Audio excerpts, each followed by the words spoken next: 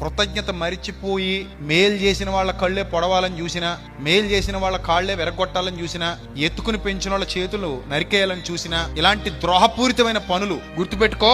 చేసిన మేలు మరిచిపోయి మేలు చేసిన వాళ్ళకే కీడు తలపెట్టి, మేలు చేసిన వాళ్ళకే అన్యాయం చేసి, మేలు చేసిన వాళ్ళని ఇరుకున పెట్టి, ఇబ్బందులు పెట్టి, మోసగించి, వాళ్ళ దంతా దోచుకుని వాళ్ళకి అన్యాయం చేసి గాని ఒకవేళ నువ్వు తిరుగుతుంటే ఏదో ఒక రోజు కీడు నిన్ను వెంటాడక మానదు.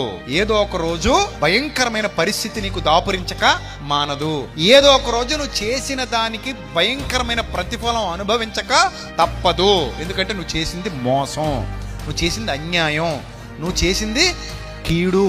మేలు చేసిన వాళ్ళకి కీడు చేశావు కనుక తప్పకుండా ఆ పాపం శాపం నిన్ను వెంటాడుతుంది, నీ కుటుంబాన్ని వెంటాడుతుంది. కనుక అలాంటి దౌర్భాగ్యకరమైన పనులు ఎప్పుడూ చేయొద్దు, ఎవ్వరూ చేయొద్దు. దానివల్ల మనకే మంచిది కాదు, మన పిల్లలకు కూడా మంచిది కాదు. ఎప్పుడు కృతజ్ఞత కలిగి ఉండాలి అంతే తప్ప కీడు చేయకూడదు. మేలు చేసిన వాళ్ళకి ఎప్పుడు ఏం చేయకూడదు,